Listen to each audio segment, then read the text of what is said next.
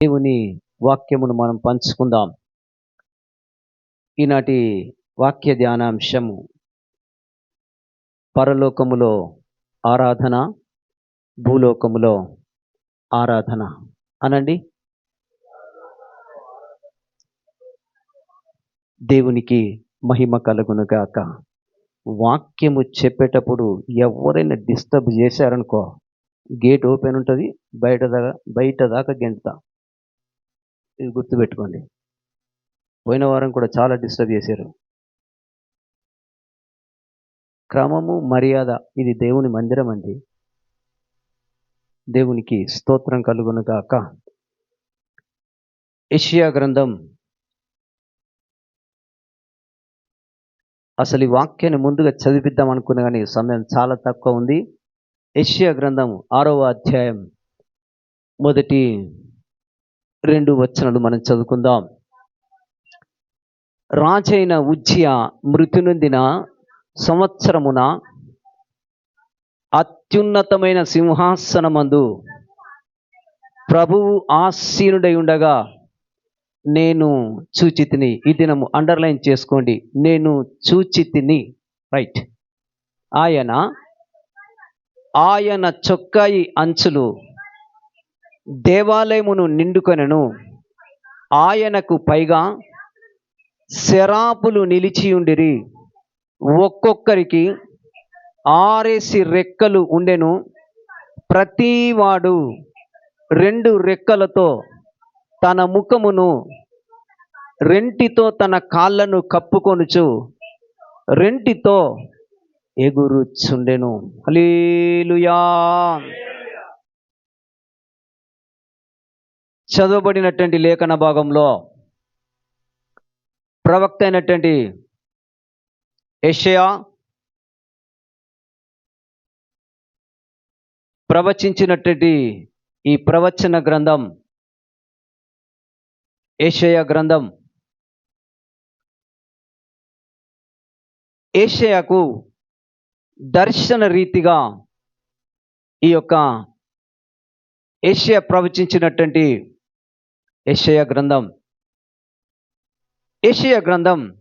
6వ అధ్యాయంలో మొదటి నుంచి 5 వచనాలు మీరు ఇంటికి వెళ్ళాక చదివినట్టుంటే పరలోకములో జరుగుతున్నటువంటి ఒక ఆరాధన ప్రవక్త అయినటువంటి యెషయాకు దేవుడు చూయించాడు.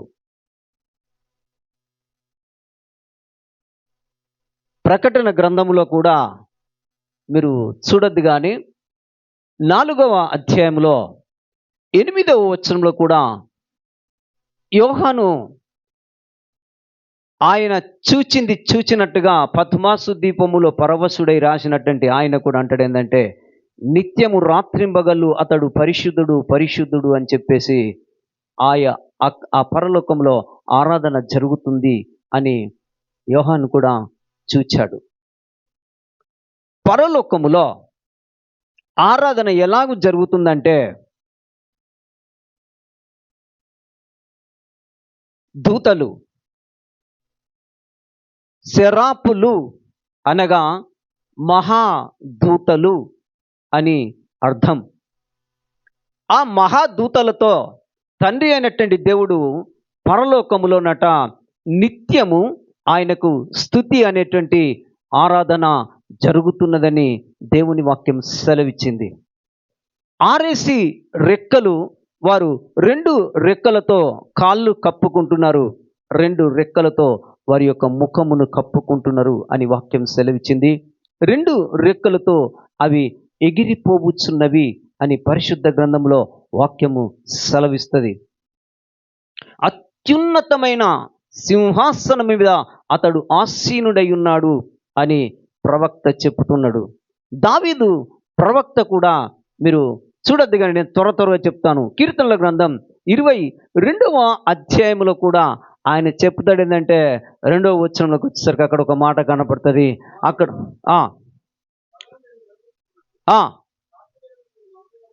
22వ అధ్యాయము కీర్తనల గ్రంథం చదువు. మొదటి వచనం చదువు.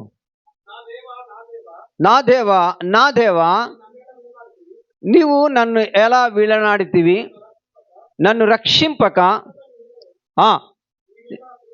చూడండి, ప్రవక్త అయినటువంటి దావీదు కూడా ఆరాధన చేస్తూ ప్రార్థన చేస్తూ ఇక్కడ ఆ యొక్క యేసు ప్రభుల వారి గురించి ప్రవచనము ముందే కీర్తనల గ్రంథం 22వ అధ్యాయములో అతడు కూడా తెలియజేస్తున్నటువంటి మాట.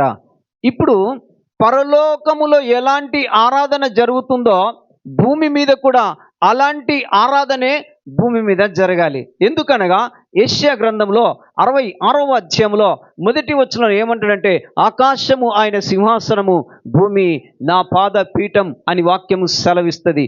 భూమి మీద మనుష్యులను దేవుడు ఎందుకు పుట్టించాడో ఇదే యెషయా ద్వారా కూడా వాక్యం సెలవిస్తుంది. 43వ అధ్యాయం 7వ వచనంలో అంటాడు ఏంటంటే, నా మహిమ నిమిత్తమే నేను నిన్ను పుట్టించి తిని అని వాక్యం తేటతెల్లగా సెలవిస్తుంది. దేవునికి మహిమ కలుగును గాక. హల్లెలూయా, హల్లెలూయా. దేవుని సన్నిధికి మనం వచ్చినప్పుడు మన ఆరాధన కూడా పరలోకంలో ఎలాంటి ఆరాధన జరుగుతుందో భూమి మీద కూడా అలాంటి ఆరాధన జరిగినప్పుడే తండ్రికి ఎంతో ఇష్టం. ఎందుకో తెలుపుతాను. ఈరోజు భూమి మీద ఉన్నటువంటి మనము భూమి మీద ఆరాధన క్రమము నేర్చుకుంటే రేపటి దినమున సంఘమనే నువ్వు నేను ఎత్తబడిన తర్వాత పరలోకంలో ఏముంటుంది అని అంటే, నిత్యము ఆయనను స్తుతించుట, నిత్యము ఆయనను ఆరాధించుట తప్ప అక్కడ నీకులాగా నాకులాగా భూమి మీద ఉన్నట్టు ఏ పనులు కూడా అక్కడ ఉండేయండి. నిత్యము ఆయనను స్తుతించుట కనపడుతుంది. కాబట్టి పరలోకములో నీకు భూమి మీద ఉన్నప్పుడు ఈ అవగాహన క్రమం అనేది నీకు తెలియకపోతే పరలోకములో ప్రభువు నువ్వు ఎలా స్తుతించగలవు? 2 చేతులతో అవి ముఖమును కప్పుకుంటున్నవి. ఈరోజు ఆరాధన భూమి మీద జరుగుతుంది, కళ్ళు తెరిచే చూస్తావు. అవిటికి 6 రెక్కలు ఉన్నాయట, నీకు 2 రెక్కలు ఉంటాయి. ఈ 2 రెక్కలు ఉన్నప్పటికీ కూడా కనీసం నువ్వు కన్నులు మూసుకోలేవే. మరి రేపటి రోజున నువ్వు ఎత్తబడవా? ఇంకా భూమి మీద ఇట్లాగే ఉండిపోతావా? మరి ఆ క్రమము భూమి మీద ఉన్నప్పుడు నేర్చుకో కదా. ఆరాధన ఎంతమంది అండి కళ్ళు మూసుకొని ఆరాధన చేస్తున్నారండి? బైబిల్ సెలవిస్తుంది, అవి 2 రెక్కలతో ముఖమును కప్పుకుంటున్నాయని వాక్యం సెలవిచ్చింది. 2 రెక్కలతో కాళ్ళు కప్పుకుంటున్నాయి. ఈరోజు స్త్రీల పరిస్థితి కొన్ని సంఘాల్లో మనం చూచినట్టుంటే కాళ్ళ గోర్లకు రంగులుంటాయి, ఆ రంగులు కనపడాలి వీళ్ళకు. అవి అంటుంది దూతలట ఆ కాళ్ళను కప్పుకున్నాయి. మనం ఏం కప్పుకుంటున్నాం? కొంచెం మంది స్త్రీలను చూడని ఇంకా మిడ్డీలు వేసుకొని వస్తున్నారు సంఘానికి. నేనంట చెప్పే సేవకుడికి సిగ్గుండాలంట. ముసుకేసుకోదు. రాత్రింబగళ్ళు పరలోకములో ఆయనను స్తుతించటమే. పరలోకములో ఆరాధన జరుగుతుంది, భూలోకములు కూడా అలాంటి ఆరాధనే జరగాలని దేవుని వాక్యం తేటతెల్లగా సెలవిస్తున్నటువంటి మాట. ఈరోజు పరలోకములో ఉన్నటువంటి ఆరాధన క్లుప్తంగా తెలుసుకుందాం. భూమి మీద జరిగే ఆరాధన కూడా క్లుప్తంగా మనం తెలుసుకుందాం. ఆ ఆరాధన లాగా భూమి మీద నీ ఆరాధన అలా సాగుతుందా లేదా? కొన్ని మాటలు పరిశుద్ధ గ్రంథం నుంచి నేను తెలియజేస్తా. మీరు సంఖ్యాకాండంలోనికి వచ్చినట్టుంటే 14వ అధ్యాయం 21వ వచనం ఒకసారి మనం చదువుకుందాం. సంఖ్యాకాండం 14వ అధ్యాయం 21వ వచనం. అయితే నా జీవము తోడు భూమి అంతయు యెహోవా మహిమతో. అబ్బా, చూసారా? ఆకాశములో అత్యున్నతమైన సింహాసనము యొద్ద ఆయన నిత్యము పరిశుద్ధుడు పరిశుద్ధుడని ఆయన మహిమతో నిండి ఉన్నదని వాక్యం సెలవిచ్చింది కదా. మరి భూమి అంతా కూడా నా జీవముతోడు మోసే, భూమి అంతా కూడా నా మహిమతో నిండి ఉన్నది. హల్లెలూయా. మరి భూమి మీద ఆయనకు మహిమ రావాలి కదా. వస్తుందా నీ ద్వారా మహిమ? క్రమం ఉండదు. కొన్ని సంఘాలకు వెళితే ఆరాధన ఎట్లా చేయాలో. ప్రియదేవుని బిడ్డ, అతి పరిశుద్ధమైనటువంటి స్థలములో మనం చేసే ఆరాధన తండ్రికి ఇంపుగా, తండ్రికి సొంపుగా ఉండవలసి వస్తుంది. హల్లెలూయా, హల్లెలూయా. వాక్యం సెలవిచ్చింది, ఆయన పరిశుద్ధుడు, పరిశుద్ధుడు, నిత్యము కోటాను కోట్ల దేవదూతలతో ఆయన కొనియాడబడుతుండని దేవుని వాక్యము సెలవిచ్చింది. ఎలాగైతే తండ్రికి పరలోకములో మహిమ కలుగుతుందో భూమి మీద కూడా తండ్రికి మహిమ రావాలని వాక్యం సెలవిచ్చింది. ప్రభువైన యేసు క్రీస్తుల వారు భూమి మీదకి వచ్చినప్పుడు యోహాను సువార్త 17వ అధ్యాయముల వాక్యం సెలవిస్తుంది, తండ్రి భూమి మీద నేను నిన్ను మహిమ పరిచితిని. యేసు ప్రభుల వారు కూడా మనుష్య రీతిగా భూమి మీదకి వచ్చినప్పుడు ఆయన తండ్రినే మహిమపరిచిండని వాక్యం సెలవిచ్చింది. ఎందుకు? పరలోకముల మహిమ తండ్రికి రావాలి, భూమి మీద జీవిస్తున్న మనము కూడా తండ్రికి మహిమ రావాలని వాక్యం సెలవిచ్చింది. ఆ మహిమ భూమి మీద నువ్వు చెల్లించినప్పుడే పరలోకముల రేపటి దినున మహిమ ఎలా ప్రభుకు చెల్లించాలో భూమి మీద ఉన్నప్పుడు మనం తెలుసుకోవాలి. దేవునికి మహిమ రాని ఏ కార్యక్రమమైనా సరే ప్రతిదానికి లెక్క దేవుడు అడుగుతాడు. పనికి మనలోని తీసుకొచ్చి పులిపీఠం కాడ నిలబెడితే, తాగుబోతును తీసుకొచ్చి పులిపీఠం కాడ నిలబడితే ఇంటికాడ ఒక్కతుంటది, ఇక్కడ ఇంకొకతుంటది భార్య. వానికి మైకిచ్చి నిలబెడితే వాడు పరిశుద్ధుడా, పరిశుద్ధుడు, పరిశుద్ధుడని నిత్యము కోటాను కోట్ల దేవదూతలతో పరలోకములో నా తండ్రి కొనియాడబడుతున్నది వాక్యం సెలవిచ్చింది. నా జీవము తోడు భూమి అంతా కూడా నా మహిమతో నిండి ఉన్నదే. నాకు మహిమ ఎక్కడా? యెషయాతో అన్నాడు కదా 43వ అధ్యాయం 7వ వచనములో, నేనే వారిని సృజించి తిని నా నామము పెట్టబడిన జనులను పిలిపించుము. యెషయా, ఎక్కడ నాకు మహిమ?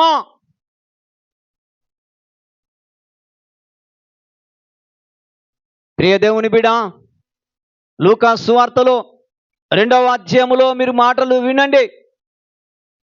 గొల్లల యొద్దకు దేవుని దూత దిగి వచ్చింది.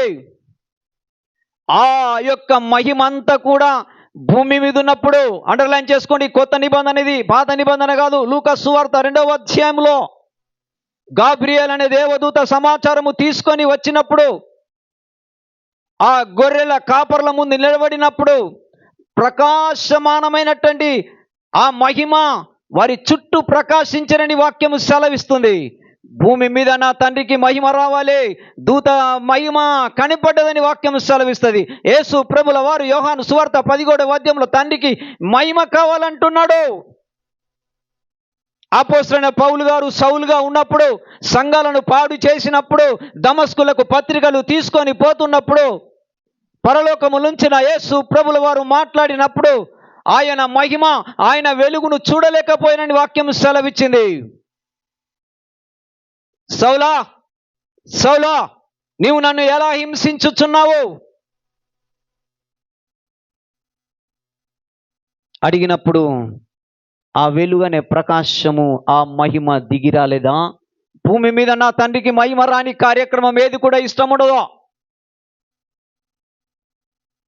దేవుని సేవ చాలా జాగ్రత్తగా చేయాలి. దేవుని సేవ పరిశుద్ధంగా ఉండాలి. చేసేవాడు పరిశుద్ధుడై ఉండాలి. నిలబడిన వాడు పరిశుద్ధుడై ఉండాలి. ఏ పరిశుద్ధత లేకపోతే ప్రభువును చూడలేడని దేవుని వాక్యం సెలవిచ్చింది. యేషయాకు దర్శన రీతిగాని వాక్యం సెలవిచ్చింది. యేషయా కన్నులు తెరవబడ్డాయి. ఈరోజు నీ కన్నులు మూస్తేనే, మానవునికి 2 రకాల కన్నులు ఉంటాయండి. ఒకటి బాహ్య నేత్రం, 2 మనోనేత్రం. ఈ బాహ్య నేత్రములను మూసుకుంటేనే నీ మనోనేత్రములు తెరవబడతాయి. యేషయా ప్రవచించాడు. ప్రభువైన యేసు క్రీస్తుల వారు బాప్తీసం తీసుకునేందుకు వచ్చినప్పుడు, అందరూ బాప్తీసం తీసుకుని వచ్చినప్పుడు యోహాను యొక్క దేవుడు కన్నులు తెరిచెను. యోహాను కన్నులు తెరవబడినప్పుడు, ఇదిగో దేవుని గొర్రెపిల్ల, లోక పాపములు మోసుకొని పోవు దేవుని గొర్రెపిల్ల, కన్నులు తెరవబడాలి. నీ కన్నులు తెరవబడాలంటే నీ కన్నులు ఈ బాహ్య నేత్రములతో నువ్వు మూస్తేనే ఆరాధన అయితే ఇటు చూస్తావు, ఆరాధన అయితే ఇటు చూస్తావు. ఎందుకు కళ్ళు మూయవు? ఎలీషాతోని ఒక పనివాడున్నాడు, వాని పేరు గేహాజీ. సిరియా సైన్యము వచ్చింది, సిరియా రాజు పంపించాడు, ఎలీషా ఎక్కడున్నా సరే ఎలీషాను పట్టుకోండి, మన దగ్గర జరుగుతున్న ప్రతి రహస్యం ఇజ్రాయెల్ రాజుకు తెలియజేస్తా ఉన్నాడు. ఆ యొక్క ఎలీషాను పట్టుకొని తీసుకొని రావండి అని సిరియా సైన్యంకు చెప్పినప్పుడు వారు గుర్రములతోని వారు రథములతోని సైన్యం అంతా కూడా పట్టుకోవడానికి ఎలీషా దగ్గరికి వచ్చినప్పుడు ఉదయం లేవగానే ఎలీషా దగ్గర పని చేస్తున్న వాడు లేచి చూచాడు, అయ్యా గుర్రములు రథములయ్యా, సిరియా సైన్యమయ్యా అని కేకలు వేస్తా ఉన్నప్పుడు ఎలీషా అంటాడు, అయ్యా వీని కన్నులు తెరువుము. ఆ మాట చూద్దామా? రాజులు రాసినటువంటి 2వ గ్రంథం 6వ అధ్యాయం 17వ వచనం చదువుకుందాం.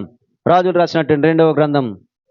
యెహోవా చూడండి, యెహోవా వీడు చూచున్నట్లు దయచేసి వీడి కళ్ళను తెరువమని ఎలీషా ప్రార్థన చేయగా యెహోవా వారి పనివాని కన్నులను తెరవచేచెను గనుక వారు ఎలీషా చుట్టూను పర్వతము అగ్ని గుర్రముల చేత రథముల చేతను నిండి ఉండుట చూచెను. హల్లెలూయా. సిరియా సైన్యము వచ్చింది తెలుసు ఎలీషాకు. ఆయన దేంతో చూస్తుండు ఎలీషా? ఆయన మనోనేత్రములతో చూస్తూ ఉన్నాడు. ఎలీషా దగ్గర పని చేసేవాడు బాహ్య నేత్రములతో చూస్తూ ఉన్నాడు. ఎలీషాతోనే ఉన్నాడు. ఏమైపోయింది? ఎలీషా ద్వారా పని నేర్చుకోలేవా పనివాడా? ఎందుకు నీ కన్నులు తెరవబడలేవు? సైన్యాన్ని చూసి భయపడుతున్నావు. అప్పుడు ఎలీషా అంటాడు, అయ్యా వీని కన్నులు తెరువుము. కన్నులు ఉన్నాయి గెహాజీకి, కానీ ఆ యొక్క దేవుడు పంపించిన రథములను చూడలేకపోయాడు, దేవుడు పంపించిన సైన్యాన్ని చూడలేకపోయాడు, దేవుడు పంపించిన గుర్రములను చూడలేకపోయాడు, దేవుడు పంపించిన అగ్నిని చూడలేకపోయాడు.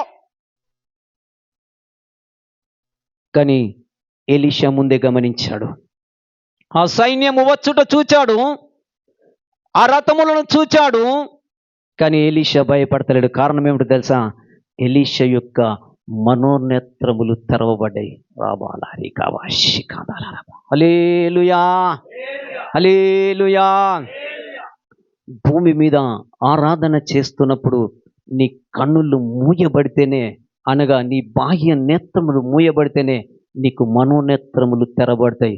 లేకపోతే నువ్వెన్ని సంవత్సరాలు నువ్వు గుద్దుకున్నా, నువ్వు ఎగిరినా, నువ్వు దుంకినా, నువ్వు పాట పాడినా గదే వేషం. మారాలే. పరలోకములో ఆరాధన జరుగుతుంది ఆరేసి రెక్కలతో. వారు కళ్ళు మూసుకున్నారు. భూమి మీద కూడా ఆరాధన తండ్రికి జరగాలంటే నీ బాహ్య నేత్రను మూసుకొని ప్రభువును ఆరాధన చేసినప్పుడే పనివాని కనులు ఎలాగైతే దేవుడు తెరిచాడో ఎలీషా ప్రార్థన విని ఈరోజు కూర్చుని వాక్యం వింటున్నట్టు మీరు ఇలా ఉండకూడదు. మీ నేత్రములు తెరవబడాలంటే మీ నేత్రములు మూసుకొని ప్రభువుని అడిగినప్పుడే మీ యొక్క మనోనేత్రములు నా దేవుడు తెరిచేందుకు సమర్థుడు. హల్లెలూయా, హల్లెలూయా. కీర్తనల గ్రంథం 119వ కీర్తన 18వ వచనం త్వర చదువుకుందాం. 119వ కీర్తన 18వ వచనం చదువుకుందాం. నేను నీ ధర్మశాస్త్రమునందు ఆశ్చర్యమైన సంగతులను చూచున్నట్లు నా కన్నులు తెరువుమో. కీర్తనకారుడు ఎందుకు అంటుండు? ఎందుకు ఈ మాట రాస్తూ అంటున్నాడు అంటే, రాసిన వానికి కన్నులు లేవా? కన్నులు లేకుండా కీర్తన రాశాడా? కన్నులుండి రాశాడే. మరి ఎందుకు ఈ మాట అంటుండు? నీ ధర్మశాస్త్రము నా ఆశ్చర్య కార్యములు నేను చూచున్నట్లు నా కన్నులు తెరువుము. కన్నులు తెరవబడాలి. ప్రియ దేవుని బిడ్డ, ఈ కీర్తనకారుడు అంటుండు, నా కన్నులు తెరువుము. ఎలీషా అంటుండు, వీని కన్నులు తెరువుము. వస్తున్నాం సంఘానికి, వెళ్తున్నాం ఇంటికి, ఆరాధన చేస్తా ఉన్నాం. ఎందుకు చేస్తున్నావో, ఏంటికో, ఏమైపోయావో, ఎన్ని సంవత్సరాలు అయిపోయిందో, ఇంకా ఆ దర్శనము చూడలేకపోతున్నవే. ప్రియ దేవుని బిడ్డ, నువ్వు ప్రార్థన చేసినప్పుడు దేవుని దర్శన రీతిగా యేషయా ఎలాగైతే చూశాడో, నువ్వు కూడా భూమి మీద ఉన్నప్పుడే ఆ దర్శనం నీకు రావాలి. ప్రవక్త అయినటువంటి యోవేలుతో చెప్పలేడా, మీ యవ్వనములు దర్శనములు చూచుదురు. చూచినవా ఈరోజుకు ఒక దర్శనం? నో. అదేంటిది అంటాడు ఇప్పుడు దర్శనం అడిగితే నేను. దర్శనం అంటే ఏంటో తెలుసా? నువ్వు ప్రార్థనలో కూర్చుండి ప్రార్థన చేస్తూ ఉంటే ప్రభువుని చూడాలి. ప్రియ దేవుని బిడ్డ, కరీంనగర్లో ఉన్నటువంటి ఒక కుటుంబంకు 12 సంవత్సరాలు పిల్లలు కాలి ప్రార్థన చేసినప్పుడు ఆనవాళ్ళు చెప్పాడు, అదే దర్శనం. ఇదిగో నేను ఒక కుమారుని ఇవ్వబోతున్నాను, ఇన్ని సంవత్సరం నుంచి నువ్వు ప్రార్థన చేస్తున్నావు, పుట్టబోయే కుమారుడు తన భర్త రూపంలో ఉంటాడు చెప్పమన్నాడు. సర్టిఫికెట్ ఏమైపోయింది? డాక్టర్ అమ్మ సర్టిఫికెట్ ఇచ్చింది, పిల్లలు పుట్టరు నీకు అని చెప్పేసి. ఆ వీడియో షేర్ చేశాను కదా. అది దర్శనం అంటే. చెప్పగలవా? దమ్ముండాల. పుట్టబోయే కుమారుడు నీ భర్త రూపంలో పుట్టుతాడని చెప్పినాను. ఆ రోజు జరగకపోతే వాళ్ళు నన్ను ఏమందరు? ప్రియ దేవుని బిడ్డ, నీ నేత్రములు మూయబడితేనే నీకు మనోనేత్రములు తెరబడతాయి. ఎన్ని రోజులు ఈ నేత్రములతో నువ్వు ఎంత చేసినా ఆ యొక్క దర్శనం నీకు రానేరాదు. అయితే బైబిల్ చెప్పిందంటే, నా కన్నులు తెరువుము. సామెతల గ్రంథం 4వ అధ్యాయం 25వ వచనం చదువుకుందాం. సామెతల గ్రంథం 4వ అధ్యాయం 25వ వచనం చూడండి. దేవుని సన్నిధికి వస్తే నీ కన్నులు ఇటు అటే చూస్తూ ఉంటాయి. నీ కన్నులు ఇటు అటు చూడకో, సరిగ్గా చూడు. చూసావా? కను రెప్పలతో సైగలు ఉంటాయి. సంఘములో ఆరాధన జరుగుతుంది, కనురెప్పలతో సైగలు. నీ కన్నులు ఇటు అటు చూడక, ఈ బాహ్య నేత్రములతో చూడక, నువ్వు మనోనేత్రములతో చూడ. ఆరాధన చేస్తే వాళ్ళని చూస్తున్నావు, వీళ్ళని చూస్తున్నావు. ఎప్పుడైనా క్రీస్తుని చూసావా నువ్వు? ఆ మహిమగల దర్శనం చూచితివా? ప్రవక్త అయిన యేషయాకు దర్శనం కలిగింది, ఆమోసుకు దర్శనము కలిగింది, ప్రవక్తలు దర్శన రీతిగా చెప్పిండ్రు. ఏమైపోయింది నీ దర్శనం? నీ కన్నులు ఇటు అటు, ఇవే ఇటు యుత్తివి అటు యుత్తివి.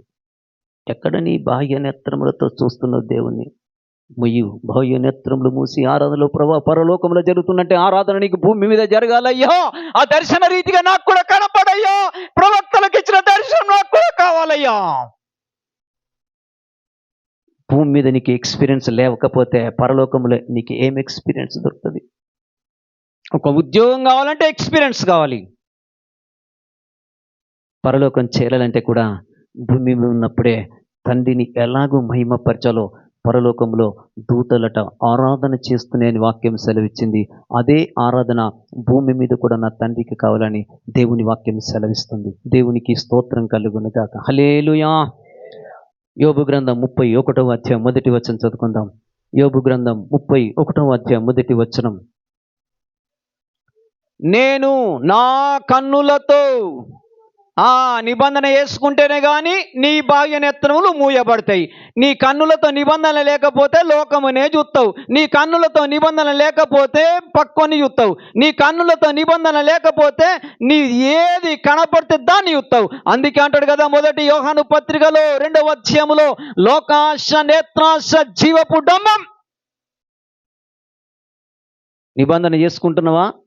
కన్నులకు అస్సలు నిబంధన కావాలండి. కన్నులతో ప్రభువును చూడు, మనుషులను కాదు చూచేది. యోబు నా కన్నులతో నేను ఒక నిబంధన చేసుకుంటున్నాడు. ఎప్పుడైతే యోబు తన కన్నులతో నిబంధన చేసుకున్నాడో ఆయన ఎవరిని చూస్తుండో ఒక మాట చూపిస్తాను రండి. యోబు గ్రంథం 19వ అధ్యాయం, యోబు గ్రంథం 19వ అధ్యాయం 25వ వచనం చదువుకుందాం. 19:25 అండర్లైన్ చేసుకోండి. అయితే నా విమోచకుడు సజీవుడనియు తరువాత తరువాత ఆయన భూమి మీద నిలుచుననియు నేనెరుగుదును. చూసారా, ప్రభు అయినటువంటి యేసు ప్రభుల వారు ఇంకా అప్పటికే భూమి మీదకి రాలేడు. కన్నులతో నిబంధన చేసుకున్న యోబుకు దర్శనం కనపడుతూ ఉన్నది. నా విమోచకుడు సజీవుడు, అతడు భూమి మీద నిలుస్తాడని నేనెరుగుదును. యేసు ప్రభుల వారు రాక మునిపే తండ్రి అయినటువంటి దేవుని దగ్గర కనిపెట్టుతూ ఉన్నటువంటి యోబు కన్నులకు ఒక నిబంధన చేసుకున్నాడు. ఆయన ఎవరిని చూస్తుండంటే రాబోయే యేసును అతడు చూచిండు. గట్టిగా చప్పట్లు కొట్టి దేవుని గణపరచు. హల్లెలూయా, హల్లెలూయా. నీ కన్నులకు నిబంధన ఉంటేనే ఇలాంటి దర్శనాలు నీకు కనపడతాయి, లేకపోతే అలాగే ఉండిపోతావు బిడ్డ. నా విమోచకుడు సజీవుడు, ఆయన భూమి మీద నిల్చునని నాకు తెలుసు. ఆ మాట లూకలు కనపడుతుంది కదా. ఆయన కుమారుడిగా ఈ భూమి మీదకి దిగి వచ్చానని వాక్యం సెలవిస్తుంది. నెరవేరిందా లేదా? యోబు చూసిన దర్శనం నెరవేరిందా లేదా? దేవునికి స్తోత్రం కలుగును గాక. ఆదికాండం 21వ అధ్యాయం 19వ వచనం చదువుకుందాం. ఆదికాండం 21వ అధ్యాయం 19వ వచనం. మరియు దేవుడు, చూడండి, ఆమె కన్నులు తెరిచినందున ఆమె నీళ్ళ ఊట చూచి వెళ్ళి ఆ తిత్తిని నీళ్లతో నింపి చిన్నవానికి త్రాగనిచ్చెను. చూడండి, అబ్రహాము యొక్క భార్య శారా అబ్రహాముతో చెప్పుతుంది, ఇస్సాకు పుట్టిన తర్వాత ఆగరు మీద అసూయ కలిగింది, ఈ పనిదానిని పంపించు. అబ్రహాము ఇష్మాయిల్తో సహా నీళ్ళ తిత్తి పెట్టి పంపించినప్పుడు ఆ అడవి ప్రాంతంలో నీళ్లు అయిపోయినాయట. ఆమె ఏడుస్తుందట. ఏడుస్తున్నప్పుడు ఆ యొక్క ఇష్మాయిల్ యొక్క వేదన చూసి ఆయన మొర్ర వినెను అంటాడు. ఇష్మాయిల్ యొక్క మొర్ర వినినప్పుడు దేవుడు అంటాడు, ఇదిగో ఆగరు, నీ కన్నులు నేను తెరుస్తున్నాను, వెళ్ళు, నీళ్ళ ఊట ఉన్నది, మొదటిగా ఆ నీళ్లు తీసుకొచ్చి నీ కుమారునికి తాగించు, ఆయనను కూడా నేను గొప్పవాణ్ణి చేస్తా. ఆగరు కన్నులు తెరవబడ్డాయి. ముందు ఆగరు యొక్క కన్నులు మూయబడ్డాయి, ఉన్నాయి నేత్రములతోనే. కానీ ఎక్కడికి రావాలనో అక్కడికే వచ్చింది, ఎక్కడ ఏడాలో అక్కడ ఏడుస్తుంది, కానీ నేత్రములు తెరవబడలేవు. ఆగరు కన్నులు ఆయన తెరిచినప్పుడు ఆమె నీళ్ళ ఊట చూచెనని వాక్యం సెలవిచ్చింది. హల్లెలూయా.